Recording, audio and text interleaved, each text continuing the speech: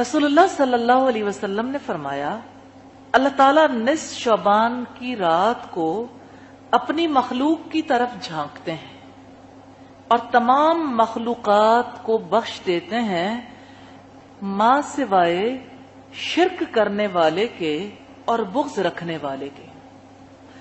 صحیحہ میں یہ حدیث 1144 نمبر پر ہے۔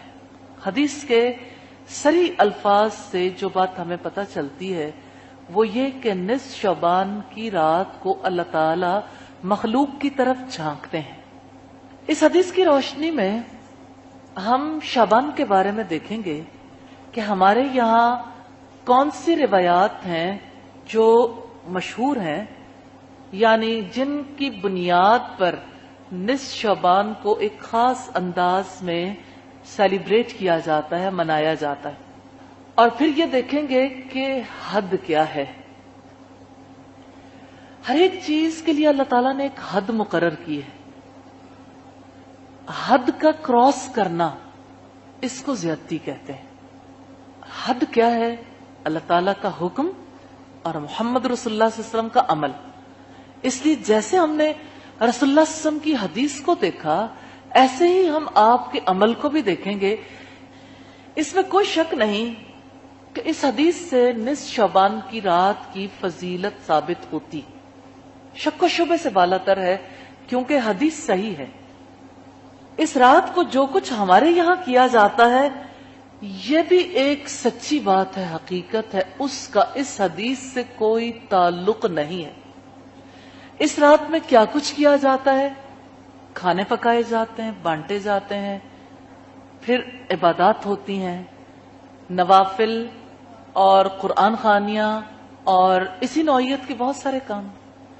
اس کے علاوہ بھی کچھ کام ہوتے ہیں، آتش بازی، اور جو بیٹیاں شادی شدہ ہوتی ہیں ان کو جیسے عید پر تحفے تحائف بھیجتے ہیں، اسی طرح سے نصف شعبان کے لیے، شب برات کے لیے بھی باقاعدہ طور پر کچھ نہ کچھ ان کے یہاں بھجوایا جاتا ہے۔ جیسے عید الفطر منائی جاتی ہے، عید الاضحیٰ منائی جاتی ہے، اسی طرح سے ہمارے یہاں شب برات بھی باقاعدہ طور پر منائی جاتی ہے۔ آیا اس منانے کا دین سے کوئی تعلق ہے؟ دیکھیے، اس رات کی فضیلت سے کسی کو کوئی انکار نہیں، لیکن محمد رسول اللہ صلی اللہ علیہ وسلم سے بڑھ کر کون جانتا تھا کہ یہ رات فضیلت والی ہے؟ کون آپ سے بڑھ کر بہتر عمل کر سکتا ہے؟ آپ صلی اللہ علیہ وسلم نے اس رات میں ایسا عمل نہیں کیا جیسے اعمال ہمارے یہاں کیے جاتے ہیں۔ نہ اس رات کے لیے آپ کی بیٹی کے لیے کوئی خاص کھانے گئے، نہ کوئی لباس گئے، نہ اس کے لیے کوئی آتش بازی کی مہم ہوئی، نہ اس کے لیے باقاعدہ قرآن خوانی ہوئی، نہ نوافل کا اہتمام، نہ کھانے بنے، نہ حلوہ پوری بنائی گئی، نہ ہی اس نوعیت کے اور کھانے۔ پھر یہ سب کچھ کیوں ہوتا ہے اور عبادت سمجھ کر کیوں کیا جاتا ہے؟ اس کی ریزن ہے، ہمارے یہاں کسی کام کو عبادت قرار دینے کے لیے اللہ تعالیٰ اور اس کے رسول کی طرف دیکھنا عمومی طور پر ضروری خیال نہیں کیا جاتا۔ اس کا فیصلہ کچھ لوگ آپس میں بیٹھ کر کر لیتے ہیں، پھر اپنی بات کو پختہ بنانے کے لیے یا تو روایات گھڑی جاتی ہیں یا ایسی روایات کا سہارا لیا جاتا ہے جو ضعیف ہوں۔ اس وجہ سے اس کی حقیقت کو سمجھنا ضروری ہے، کیونکہ مغفرت تو ہر ایک کو عزیز ہے، ہر ایک مغفرت چاہتا ہے، لیکن رسول اللہ صلی اللہ علیہ وسلم نے واضح کر دیا نہ مشرک کی مغفرت ہوگی نہ بغض رکھنے والے کی۔ اس لیے دیکھنا یہ ہے کہ کہیں ہمارا کوئی عمل شرکیہ تو نہیں ہے، دوسرے دیکھنا یہ ہے کہیں ہمارے دل میں کسی کے خلاف کوئی بغض تو نہیں ہے۔ اگر کسی کے بارے میں خواہ وہ کوئی ملازم ہو، غلام ہو، خواہ وہ آپ اس پر کتنا ہی کنٹرول رکھتے ہو، جس کے بارے میں دل میں بغض ہے اس کا تو کچھ نہیں بگڑے گا، لیکن جس دل کے اندر بغض ہے وہ بخشا نہیں جائے گا۔ اس کی مغفرت نہیں ہوگی۔ اصل میں توجہ طلب یہ بات کرنے والا کام یہ ہے، شرک سے بچیں اور بغض سے بچیں۔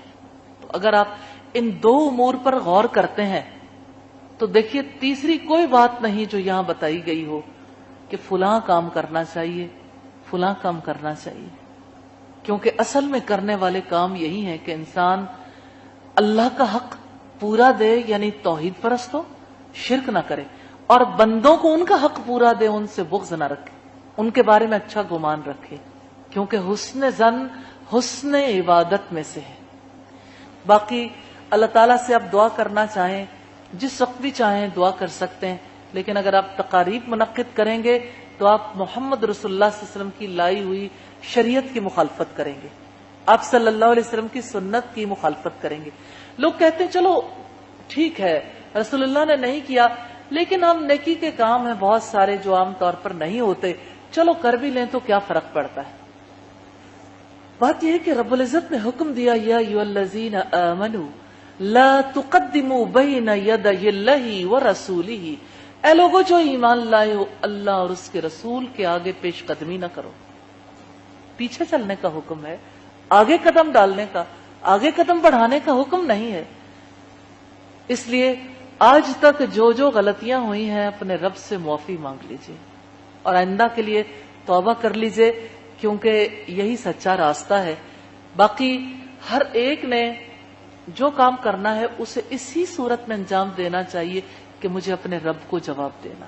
اللہ تعالی ہمیں اس جواب دہی کے تحت عمل کرنے کی توفیق عطا فرمائے، اور اللہ تعالی ہمیں حق اور سچ کو سمجھنے اور باطل کو سمجھ کر اس سے اجتناب کرنے کی توفیق عطا فرمائے۔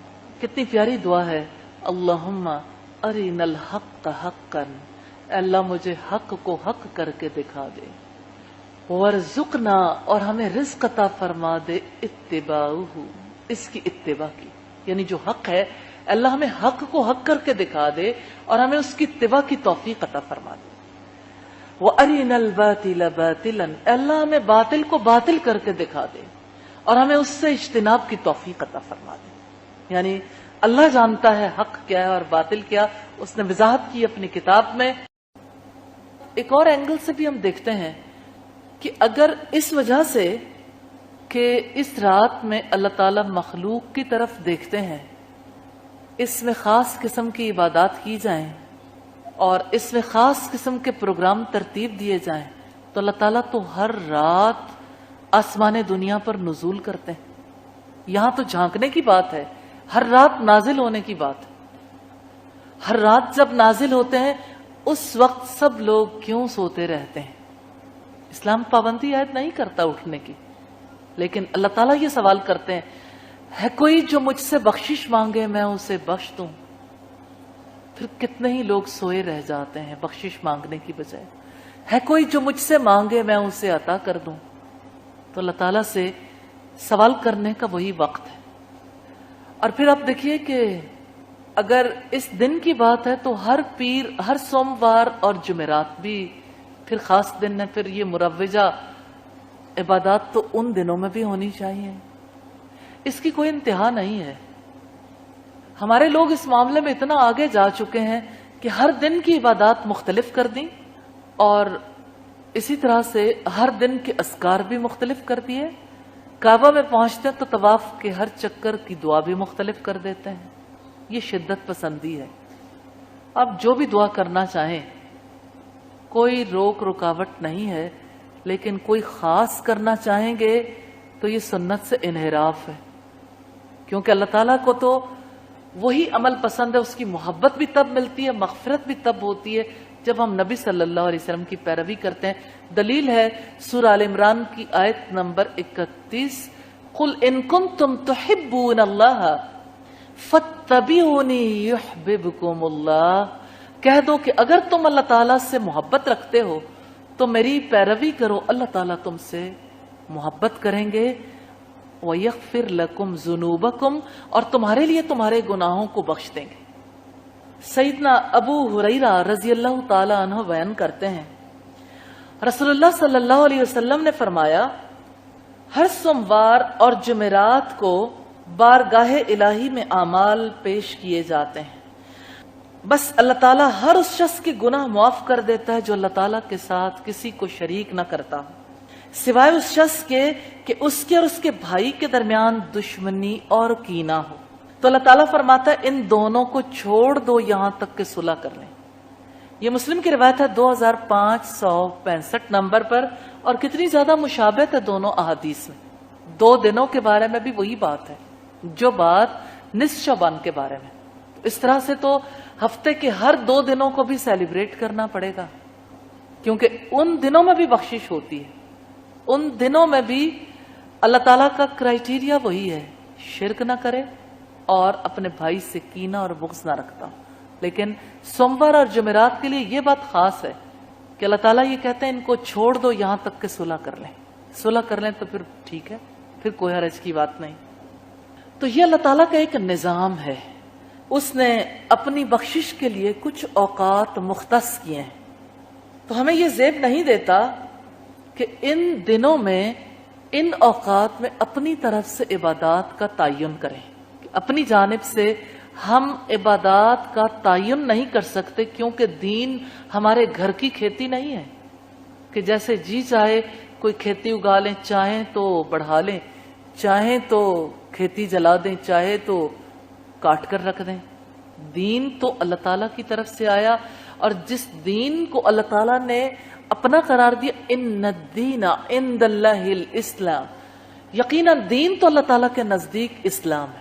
اس وجہ سے اسلام کے مطابق ہی ہمیں اپنی زندگی کے فیصلے کرنے، اور اسلام وہ ہے جو اللہ تعالیٰ نے وحی کے ذریعے سے بھیجا، محمد رسول اللہ صلی اللہ علیہ وسلم نے اس کے مطابق عمل کیا۔ اس کے ماں سوا اگر کسی اور کا قول یا عمل کوئی شخص حجت تسلیم کرتا ہے جو رسول اللہ کے عمل سے ٹکراتا ہو، تو اس کو اپنے ایمان کا جائزہ لے لینا چاہیے۔ اس کا ایمان پھر محمد رسول اللہ پر نہیں ہے، اس پر ہے جس کے عمل کو وہ حجت سمجھتا ہے۔